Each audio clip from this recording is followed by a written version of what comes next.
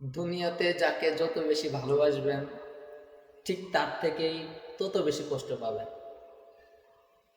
কারণ দুনিয়ার মানুষ ভালোবাসে টাকার জন্য, দুনিয়ার মানুষ ভালোবাসে স্বার্থের জন্য, দুনিয়ার মানুষ আপনার পিছ পিছ ঘুরে স্বার্থের জন্য, দুনিয়ার মানুষ আপনাকে স্যালুট দেয় তার স্বার্থের জন্য, দুনিয়ার মানুষ আপনাকে সালাম দেয় তার স্বার্থের জন্য। স্বার্থ ছাড়া দুনিয়ার মানুষ একটা পা আগায় না। দুনিয়ার মানুষকে আপনি যতই আপন ভাববেন তার থেকে তত বেশি আপনি কষ্ট পাবেন।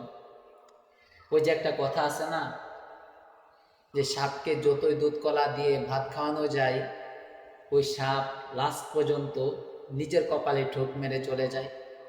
তো ঠিক এই কথাটাও এরকম, আমি আর আপনি যাকে যত বেশি ভালোবাসবো, মন থেকে দিল থেকে হাতের রক কেটে নিজের জীবন দিয়ে, খেয়ে না খেয়ে, রাত জেগে না জেগে, দিন নেই রাত্র নেই, যাকে বেশি ভালোবাসবো ঠিক তার থেকেই তত বেশি কষ্ট পাবো।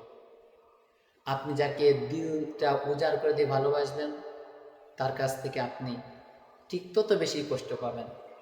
যাকে দিল উজাড় করে দিয়ে ভালোবাসবেন ঠিক তার কাছ থেকেই এ বুকটা ফুফে ফুফে কাঁদবেন, সেই দিন আর তাকে পাশে পাবেন না, সেদিন সে হাত ছেড়ে দিয়ে চলে যাবে।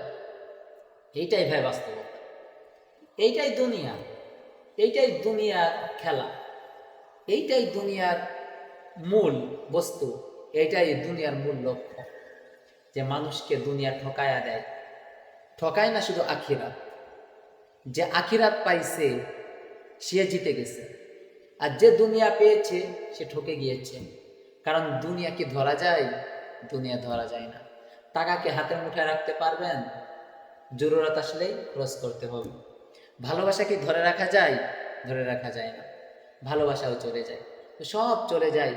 আমি আর আপনি যদি ওই কবরের জন্য, আমি আর আপনি যদি ওই কিয়ামতের ময়দানে দাঁড়াইয়া কি নিয়ে যাব তার জন্য যদি একটু চিন্তা, একটু ফিকির, একটু অনুনয়, একটু বিনয়, একটু মাথাটা নিচু করে চোখে দুফোঁটা পানি ছেড়ে যদি আল্লাহর কাছে বলতে পারে, আল্লাহ, ও আল্লাহ, তুমি ছাড়া আমার আর কেউ নাই, তুমি আমার রব, তুমি আমার সব, তুমি আমার জান্নাত, তুমি আমার জাহান্নাম, আল্লাহ তুমি ক্ষমা করে দাও।